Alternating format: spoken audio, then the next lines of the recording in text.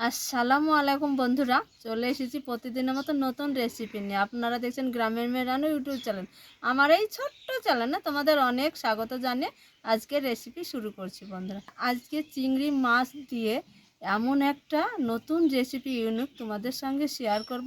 তো বন্ধুরা দেখো, কিছুটা এখানে চিংড়ি মাছ নিয়েছি। এই চিংড়ি মাছ দিয়ে আর ডিম দিয়ে নতুন একটা ইউনিক রেসিপি তোমাদেরকে দেখাবো বন্ধুরা। এই রেসিপিটা ভাত, রুটি, পরোটা সব কিছুর সঙ্গে কিন্তু খেয়ে একদম সবাই কিন্তু প্রশংসা করবে। এবার চিংড়িতে দিয়ে দিব ডিমটা।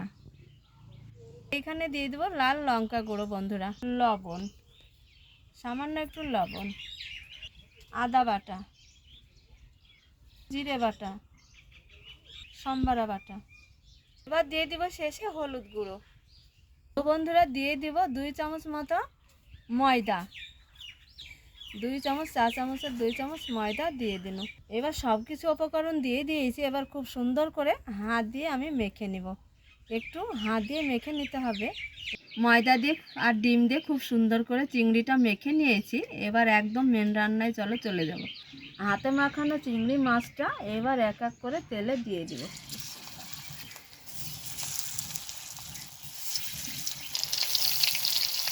কড়াতে যতটা ধরবে সেইভাবে পাতলা করে দিয়ে দিয়েছি। এবার খুব সুন্দর করে ভেজে নেব। তো বন্ধুরা দেখো, খুব সুন্দর করে উল্টে উল্টে ভেজে নিয়েছি। এবার তুলে নিব। এক এক করে ভাজা হয়েছে। মাছটা ভেজে তুলে নিয়েছি। এইখানে সামান্য একটা বেগুন ভেজে নিব তেলে, হালকা করে একটু তেলে বেগুনটা ভেজে নিব। লবণ হলুদ মাখিয়ে নিয়েছি। মাখানো বেগুনটা ভেজে নেব। বেগুনটা খুব হালকা করে একটু ভেজে নিয়েছি। আর এইভাবে একটু কাঁচা কাঁচা রাখলে আবার রান্না হবে, পরে খেতে ভালো লাগবে। এইবার তুলে নেব। বেগুনটা খুব ভালো করে ফ্রাই করে তুলে নিয়েছি। এইখানে দিয়ে দেবো কেটে রাখা পেঁয়াজ, সামান্য অল্প একটু পেঁয়াজ দিব।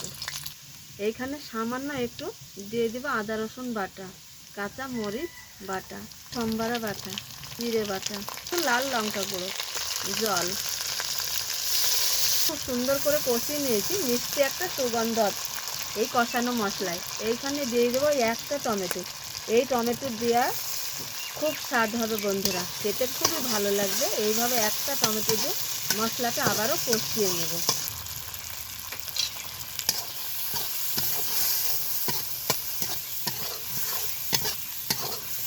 হলুদ দেওয়ার পর এবার দিয়ে দিব থালাতে যে মাছ আমি ব্যাটারটা তৈরি করেছিলাম সেই জল, সামান্য অল্প একটু জল দিয়ে দিব।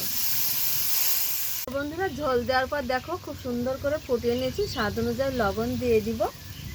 এইবার দেখো যে মাছে ভেজে রেখেছিলাম মাছগুলো দিয়ে দিব ফুটন্ত ঝোলে।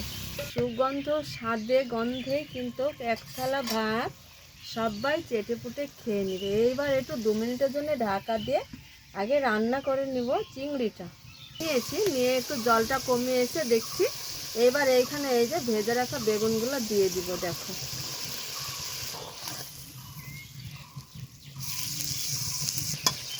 এই যে বেগুনটাও গোটা গোটাই থাকবে। এইখানে এবার দিয়ে দিব একটু সামান্য ভাজা গরম মশলার গুঁড়ো। এটা দেওয়ার ক্ষেত্রে আরও সুন্দর একটা সেন্ট ও সুগন্ধ আসবে। আজকে দেখলেই তো চিংড়ি মাছ দিয়ে আর ময়দা দিয়ে কিভাবে একটা ইউনিক রেসিপি বানিয়েছি বন্ধুরা। কতটা লোভনীয় হয় যে এই ময়দা দিয়ে চিংড়ি মাছ দিয়ে বন্ধুরা, কি বলবো।